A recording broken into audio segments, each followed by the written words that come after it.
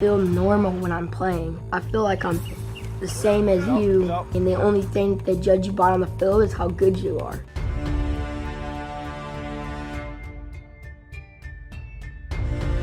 In today's video, we have our fourth installment in our What Happened series.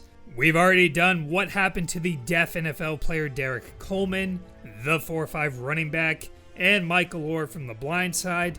And now we have today's video on the quarterback with no legs, Calder Hodge. We're going to go over his amazing story, along with updates on his dream to play football in the NFL.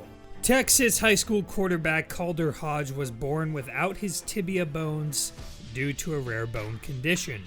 At this point in time, there were questions on if Calder would ever be able to walk, let alone run or play quarterback. 2 years later, his parents made the challenging decision to amputate both his legs. Calder himself doesn't ever remember having full legs in the first place, so because he's never known anything else, it doesn't really affect him. And once he got prosthetics, there really was no stopping him. His mom said ever since he got them, he's been running ever since. As a little kid, he wanted to play sports just like all the other kids. Originally, his mom was pretty wary of her son playing football, but Calder's 3 older brothers got to play, and well, I don't think Calder was ever going to be any different than them. On top of that, his dad and grandpa played a certain position, and that would be quarterback. So Calder first started out playing flag football. Then in 5th grade, he started playing tackle. He said he's never had a moment where he didn't think he could do it. Even with a double amputee having to put in 300% more energy than a regular person just to walk.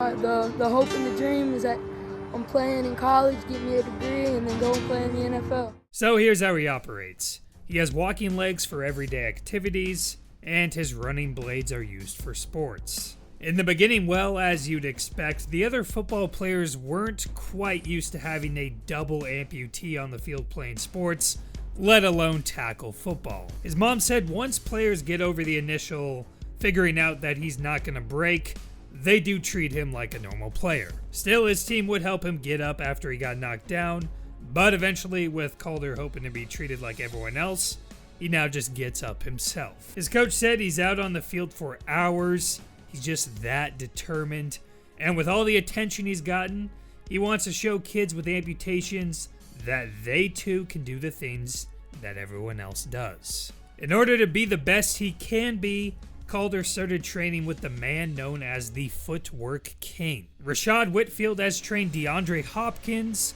Le'Veon Bell, along with numerous other NFL players, and now he's training Calder Hodge. A kid who most certainly belongs in the same sentence as those other two. As Calder grows, he needs new legs every 1 to 3 years. As you can expect with the expenses for the legs themselves, there isn't much money left over for things like physical therapy, let alone other activities kids get to experience like football camps. On top of all that, insurance only covers either just walking legs or just running blades. You can't get both covered. So Calder has a GoFundMe page, and unfortunately when I checked it out, the last donation was 6 months ago. So I can only hope that enough people see this video and we can help Calder achieve his goal. Now to you or me, there's the simpler things like being able to walk without falling. Then there's the challenge of making it up hills and curbs. And after all that, this kid just wants to learn and play quarterback. Every day he strives to prove the doubters wrong. And let's just say he's made quite a few names you already know turn into believers. Calder's got the phone numbers from college quarterbacks, and he's even had multiple meetups with NFL players as well. In fact, one day Calder got pulled out of school because, well, someone you may know sent him a video with an urgent message. Calder, what's going on? It's JJ Watt. I just want to take a real quick second to first off say hello. 3-time Defensive Player of the Year JJ Watt had invited Calder to his softball game, and later Calder made it on over to Texans camp to play catch with one of his heroes. In 2019, Calder was invited to watch his favorite player Matthew Stafford at the Lions Stadium practice, Little did Calder know head coach Matt Patricia had plans to insert him at QB1, not Matthew Stafford. So Calder lines up in shotgun in a stadium of Lions fans and throws a fade to Marvin Jones. No big deal, right? Calder jokingly said to ESPN, "I'm not too fast, I'm a pocket quarterback. I mean, I run as fast as I can." Still, he did say he was faster than Tom Brady. In the end, it sounds like Calder had just as big of an effect on the Lions as they did on him. Marvin Jones said, first of all, it was very emotional when we saw his story. That's the type of heart that I want. He was very intense, and the first thing he said to everybody when he was here was, "I love football. This is what I do." That same year, ESPN had awarded Calder with an honorary ESPY award. In his own words, he went from the kid who would sit in the back of the room to the kid with Baker Mayfield level confidence. Calder has Skyped with Drew Brees and met the Mannings. He just takes these opportunities and puts them to good use, saying he tries to pick their brains on defensive coverages.